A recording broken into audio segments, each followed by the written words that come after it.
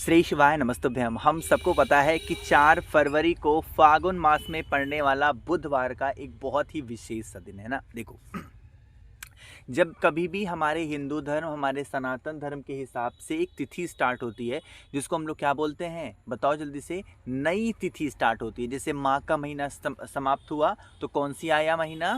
फागुन का महीना। तो जब कभी भी किसी भी महीने का पहला बुधवार होता है, हम सभी पूजा पाठ करते हैं, बट इस दिन पे हमें भूल कर भी शिवलिंग पे जल नहीं चढ़ाना है। बहुत स्पेशल सा उपाय है, बहुत प्यारी सी वीडियो है, बहुत ही ध्यान से सुनिएगा और समझने की पूरी कोशिश करिएगा, ठीक है ना। स्क्रीन पर आप लोग को दिखाई दे रहा है क्या? एक तांबे का पात्र, यानी कह सकते हो प्यार से कलश। इस कलश के अंदर आपको जल भरना है। अब यहाँ पर सोच रहे होगे आप लोग कि भैया अभी अभी तो आपने मना किया है कि हमें तांबे के पात्र में जल नहीं भरना, वो नहीं करना, ये नहीं करना, तो आप ये क्यों कर रहे हैं? देखो, अभी आपको समझ में आएगा। सिर्फ आप सुनते जाओ, चीज़ें ऑटोमेटिकली आपके माइंड में सेट होंगी, ठीक है ना। जल भर लिया, जल के अंदर आपको गंगा जल भी डालना है ना। अब इन सभी चीज़ों को लेकर के, जल को, गंगा जल को लेकर के तांबे के पात्र में पहुंच जाओगे। कहाँ पर? भोले बाबा के शिवलिंग के पास में। फिर से सोच रहे होगे कि भैया अभी तो आपने मना किया कि शिवलिंग पे जल नहीं चढ़ाना, फिर क्यों हम लेकर के जा रहे हैं? अरे सुनो, पहले स्क्रीन पर आप लोग को जो तांबे का पात्र दिखाई दे रहा है, आप अपना फेस रखिएगा उत्तर दिशा, यानी नॉर्थ डायरेक्शन।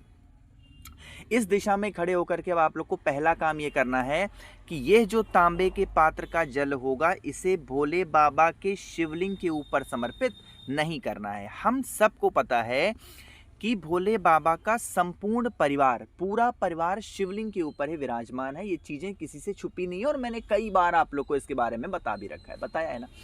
तो ये जो आप लोग को स्थान दिख रहा है, बस जल यहाँ नहीं चढ़ाना है। फिर कहाँ चढ़ाना है? सबसे पहले आप अपने कलश का जल चढ़ाओगे भगवान गणेश के स्थान पे। उसके बाद में जल चढ़ाओगे कहाँ पर? भगवान कार्तिकेय के स्थान पे। उसके बाद में जल कहाँ पे चढ़ाओगे? माता अशोक सुंदरी पे।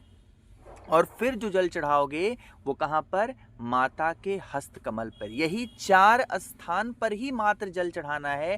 भोले बाबा के शिवलिंग के डायरेक्ट ऊपर जल नहीं चढ़ाना है, ठीक। लेकिन थोड़ा सा जल यहाँ पर, थोड़ा सा जल यहाँ पर, थोड़ा यहाँ पर और थोड़ा ही यहाँ पर। लेकिन ध्यान रखिएगा, जब चौथी जगह पे यानी माता के हस्त कमल पर आप जल को समर्पित कर रहे हो, तो आप एक चीज़ का विशेष ध्यान देंगे कि जो जल होगा वो पूरा ख़त्म नहीं कर देना, है ना। अब आपके कलश में थोड़ा सा जल और बचा होगा। अब उसे लेकर के आपके घर के अंदर या आपके घर के पास में कहीं पर भी, कौन सा पेड़ हो? अरे बता दो जल्दी से भाई। बेल का पेड़ हो तो उस बेल पेड़ की जड़ में लेकर के जाना, अपनी मनोकामना कह के जल चढ़ा देना। अब सुनिएगा, सोच रहे होगे आप लोग कि क्या भैया सचमुच इस दिन हम जल नहीं चढ़ा सकते? देखो, ये जो मैंने आप लोग को पहला उपाय बताया ना, इस उपाय की विधि में ऐसा कहा गया है कि भोले बाबा की पिंडी पे जल नहीं चढ़ाना।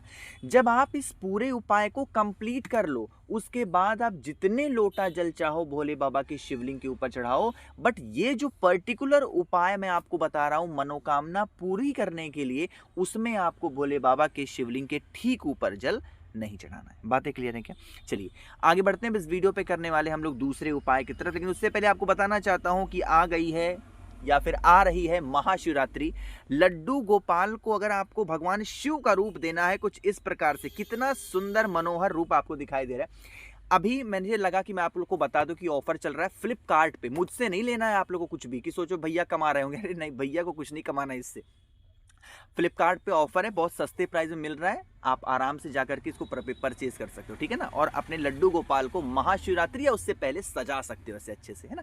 चलिए अब हम लोग आगे बढ़ते हैं इस वीडियो के दूसरे उपाय की तरफ, जो कि हमें करना है मात्र चावल के दाने के साथ में। देखो, क्या आपने कभी ऐसा सोचा कि हमारे जीवन में, हमारे परिवार में इस प्रकार से कष्ट आते रहते हैं? और वो कष्ट क्या होते हैं? किसी के घर में नौकरी का लेके कष्ट है, किसी के घर में व्यापार का कष्ट है, किसी के घर की इच्छा ही नहीं पूरी हो पा रही है, तो कोई अपने बच्चों को लेकर के, अपनी वाइफ को लेकर के, अपने हस्बैंड को लेकर परेशान है। आप भी हो गए परेशान। चलिए इस उपाय को समझते हैं। स्क्रीन पर आप लोग को चावल के दाने दिखाई दे रहे हैं। चावल का मात्र एक दाना लेना है जो कहीं से खंडित ना हो, टूटा ना हो। इस चीज़ का ध्यान दीजिएगा। क्या? मात्र चावल का एक दाना।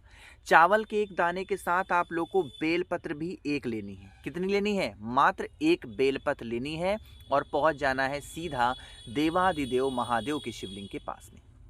यहाँ पर पहुँचते ही आप लोग को पहला काम ये करना है कि यहाँ पर जल हमें पहले चढ़ाना है और इस पूरे उपाय को महादेव का एक रूप है जिसका नाम है अवधूत, यानी अवधूतेश्वर महादेव के नाम से संपूर्ण यानी इस पूरे उपाय को करना होगा। यहाँ पर पहुँचे, चावल का जो एक दाना था उस चावल के एक दाने को भोले बाबा के शिवलिंग के ठीक ऊपर आपको समर्पित कर देना, जैसे मैंने कर दिया। ठीक, आपके पास में एक बेलपत्र है। अब यहाँ पर जो भी आपके परिवार का कष्ट हो, जो भी आपके परिवार की दुख दुविधा हो, उसके निवारण के लिए 3 स्थान पर स्पर्श कराएंगे। कौन कौन से? पहला स्थान होगा माता अशोक सुंदरी का, दूसरा स्थान है माता का हस्तकमल और तीसरा स्थान है भोले बाबा के शिवलिंग के ऊपर रख देना। रखने के बाद में अपनी प्रार्थना अवधूत रूप महादेव का स्मरण करके अवधूतेश्वर महादेव के नाम से समर्पित करना और फिर आप लोगों को अपने परिवार की उन्नति तरक्की के लिए कामना करना। फिर आप इस बेलपत्र को उठाना, अपने घर लेकर के जाना। कितने दिनों तक? 11 दिनों तक इस बेलपत्र को संभाल करके अपने घर में रखना है। जब 11 दिन कंप्लीट हो जाएं तो शाम के टाइम पे प्रदोष काल में किसी भी नदी, तालाब, सरोवर, कुआं, बावड़ी में अगर आप उस बेलपत्र को डाल देते हो तो इससे आपके परिवार के जो कष्ट होंगे, परेशानी होगी, समस्या होगी, उससे आपको छुटकारा जरूर मिलेगा। ठीक है ना? चलिए आगे बढ़ते हैं। अच्छा, अभी मैंने एक रूप आपको दिखाया था, एक और इस प्रकार से आपको मतलब आप चाहिए कि नहीं, हमको ऐसे बहुत सिंपल में चाहिए लड्डू गोपाल सजाने के लिए, तो सिंपल पे भी फ्लिपकार्ट पे ऑफर है, आप चाहो तो ले सकते हो। मैंने लिंक दे रखा है, चाहो वहाँ से या फिर डायरेक्ट सर्च कर सकते हो। इसमें मैं आपको सच बता रहा हूँ, इसमें मेरा कोई लाभ नहीं है, बट मुझे अच्छा लगा, मुझे लगा आप सभी भाइयों बहनों को बताना चाहिए। ठीक है ना? चलिए अब समझने की कोशिश करते हैं इस उपाय को कि हमें अब तीसरा उपाय जो होगा वो कहाँ पर फ़ायदा करेगा और क्या करना होगा। लेकिन सबसे पहला काम जल्दी से कर दीजिए वीडियो को लाइक, और जिसने अभी तक चैनल को सब्सक्राइब नहीं किया, मेरी आवाज़ आप पहली बार सुन रहे हैं, चैनल को ज़रूर सब्सक्राइब करेंगे। ठीक है ना? चलिए समझने की कोशिश करते हैं स्पेशली इस उपाय को।